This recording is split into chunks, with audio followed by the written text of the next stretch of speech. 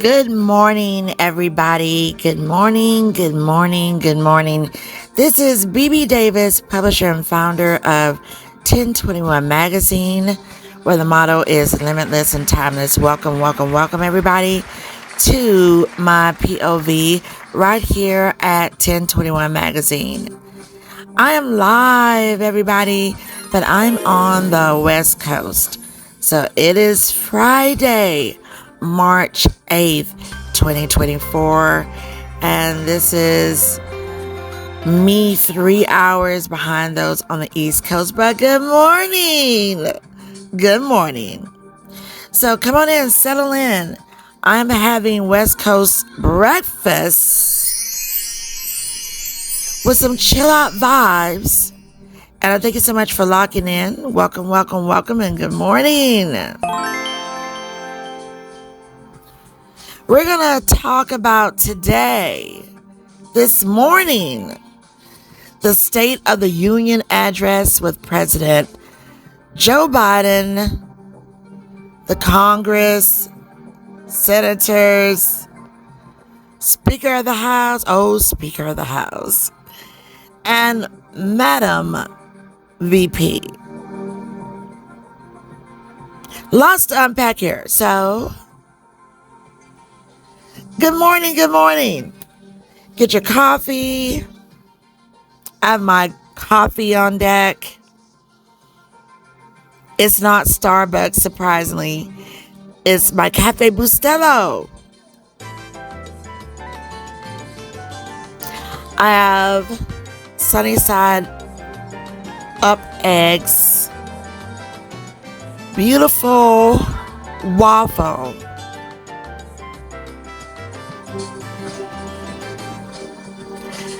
And I also have some pastrami. A little different. I love pastrami though. So I'm giving you all some moments to come on in and settle in with me.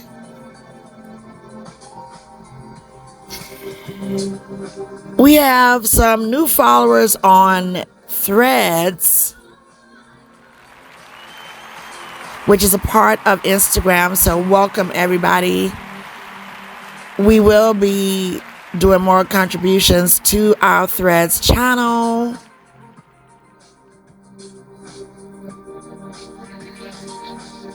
And we will also continue doing some stories on Instagram as well as some postings.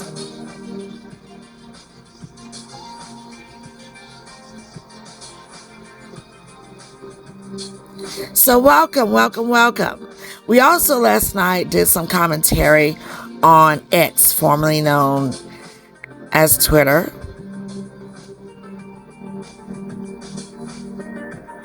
And much of the conversation, we talked about one of the talking points was Speaker of the House Johnson. I thought he held a really great poker face, but then he started shaking his head. I thought that was so hilarious, more than the facial expressions. But overall, he did hold his own. Of course, they were heckling in the Capitol. So we'll get to all of that. This is going to be a 3-part moment. So stay locked in.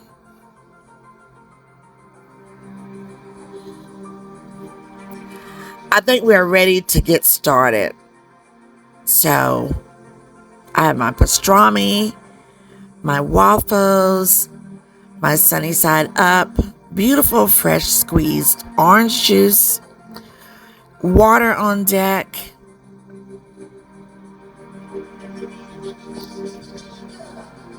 so we're ready to lock it in. All right, so I hope that you have your vibes together. If we do hear any outside noise, of course, you know, there's always traffic happening. So let's talk about it. I want to go straight to this speech and just break down my thoughts here. Good evening. This is the speech from last night's State of the Union. Mr. Speaker, Madam Vice President, members of Congress, my fellow Americans, in January 1941, President Franklin Roosevelt came to this chamber to speak to the nation.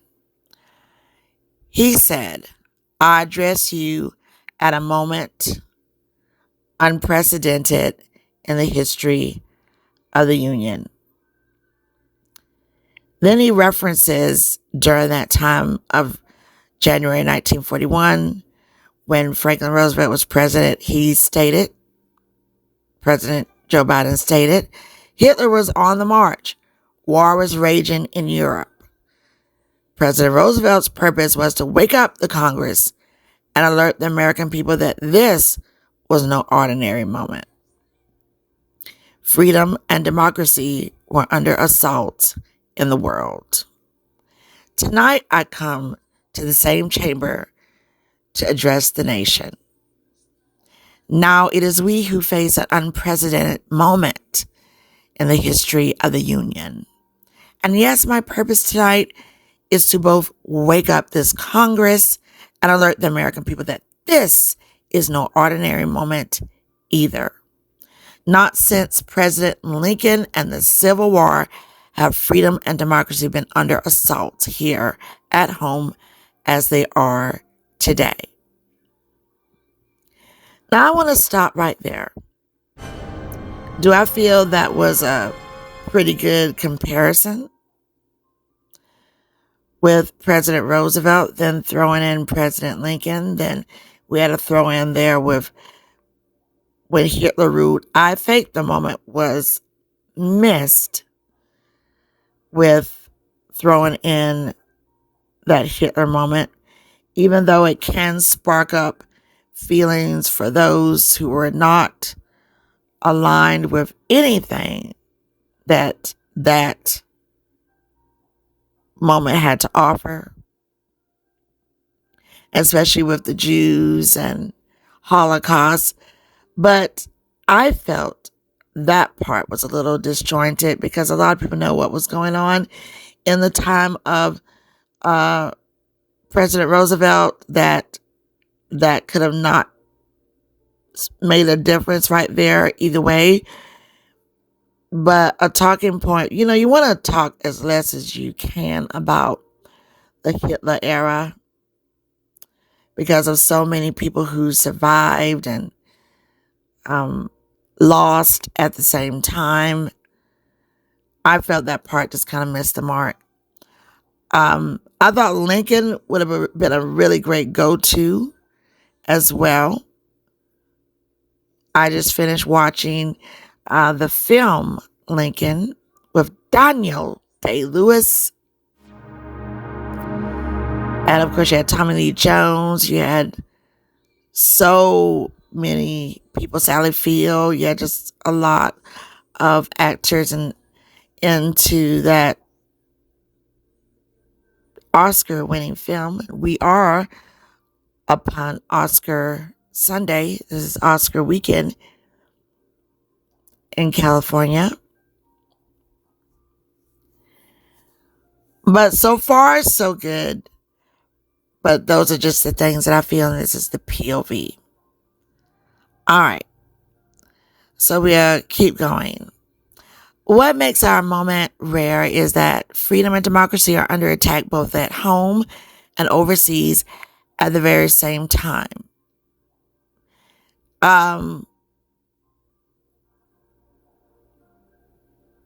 We are in that moment, but we've been in that moment for quite some time, especially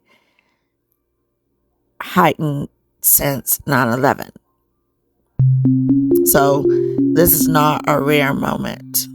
I wouldn't have put rare as a speech writer for this one for President Joe Biden to take on. But anyway, it's going to be more than just I that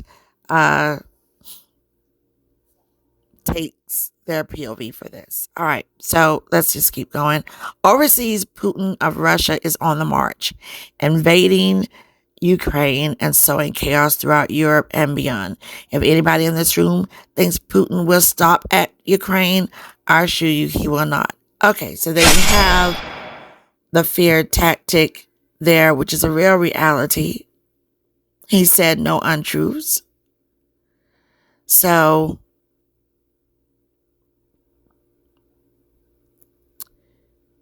you want to make sure that you address that.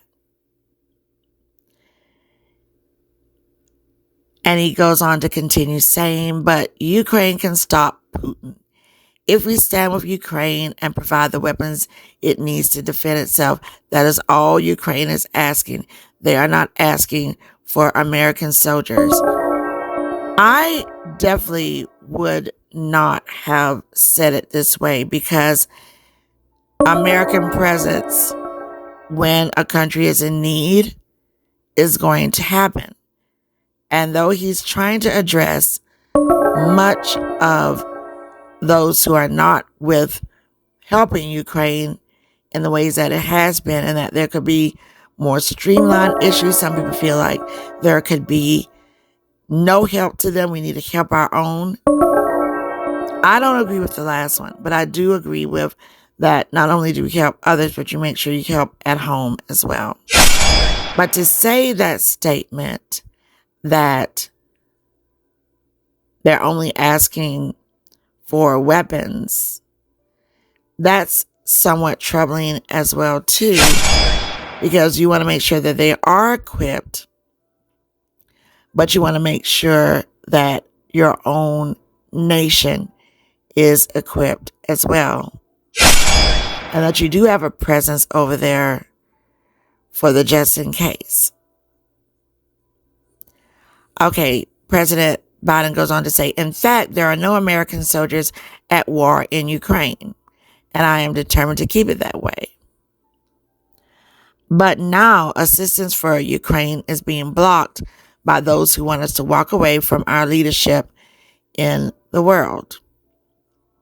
Of course, you're going to have opposition, and he is speaking upon the opposition. I think that was a good moment right there. So he continues to now pull a wow moment, like a WOW. Wow. It wasn't that long ago when a Republican president, Ronald Reagan, thundered Mr. Gorbachev, tear down this wall. Now, my predecessor, a former Republican president, tells Putin, do whatever the hell you want. The predecessor, which he's referring to, is former President Donald Trump. And I don't think that that is what Donald Trump is saying. But I do love the fact that he brought up Republican former President Ronald Reagan. But with this moment, this is so much deeper than tearing down a wall. But I get the reference. I get the reference on that. But I don't feel this is saying, Donald Trump is saying, do it however you want to Putin.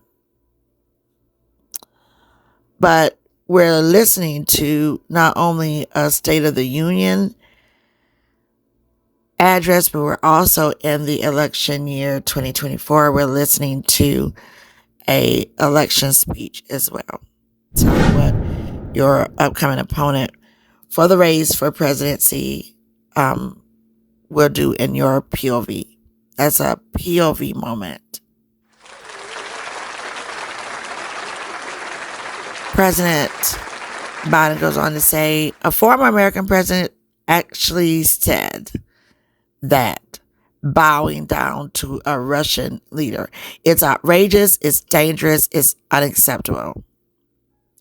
Again, the play with words. We know whether you like Donald Trump or not, he is not one to bow down. And when he was in the seat of presidency, I didn't see him bowing down, but there were lots of uncomfortable moments with Putin. But at that time, you didn't have Putin going in on Ukraine. It was friendly fire happening, actually. And we can't say what if, because that moment is past. Okay, let's keep going.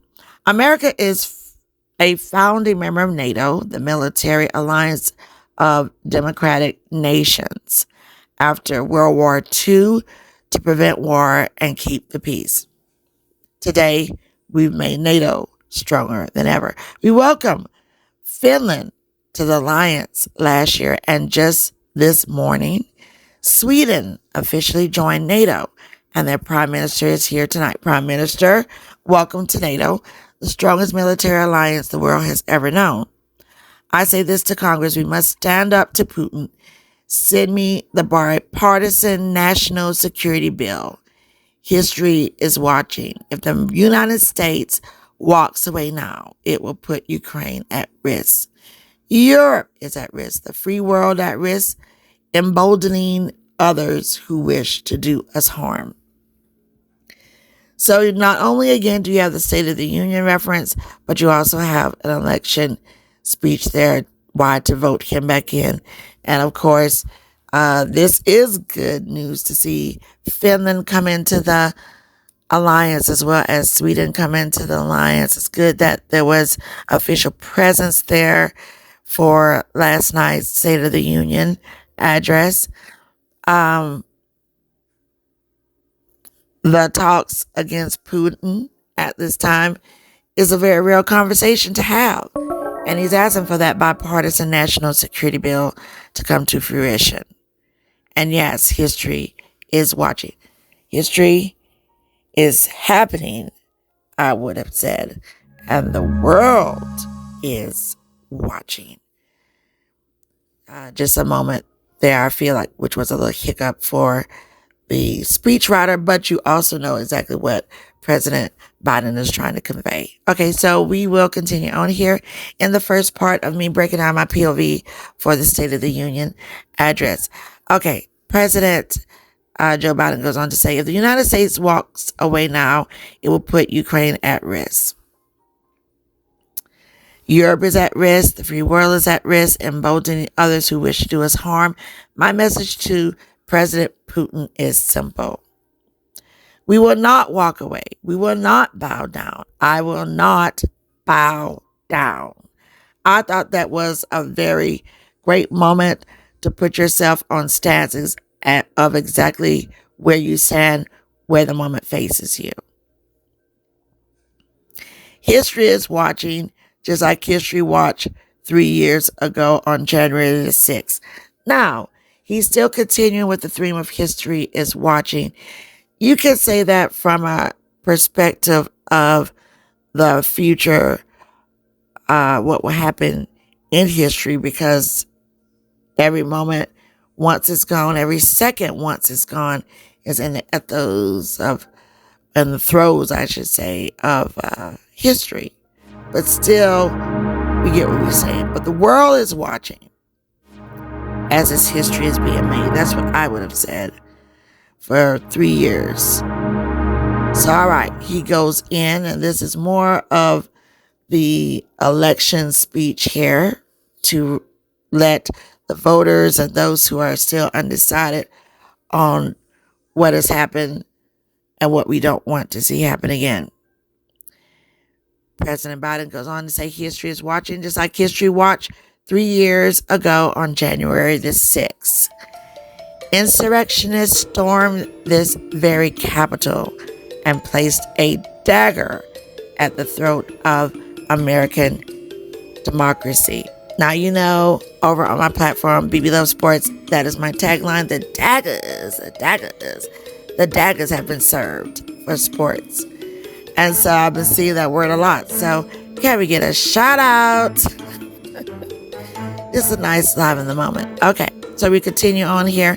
Many of you were here on that darkest of days. We all saw with our own eyes these insurrectionists were not patriots. They had come to stop the peaceful transfer of power and to overturn the will of the people. January 6th and the lies about the 2020 election and the plots to steal the election pose the gravest threat to our democracy since the Civil War.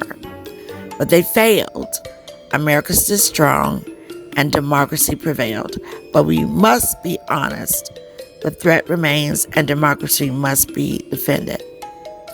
So again, you see the shining moments coming through for that election speech as well as the State of the Union address coming in there. And that's perfectly normal to do that because we are in an election year and every moment counts for you to express your points. My predecessor and some of you here seek to bury the truth of January the 6th. I will not do that. This is a moment to speak the truth and bury the lies. And here's the simplest truth. President Biden stated in his State of the Union address, you can't love your country only when you win. Boom. Now that was a dagger to the right sentiment, the moment. That was very well done and very well delivered by President Joe Biden for his State of the Union address to the American people as history happens and as the world watches.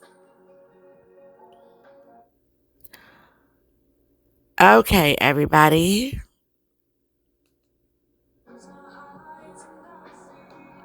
We're live. Thank you so much for locking in on TGIF.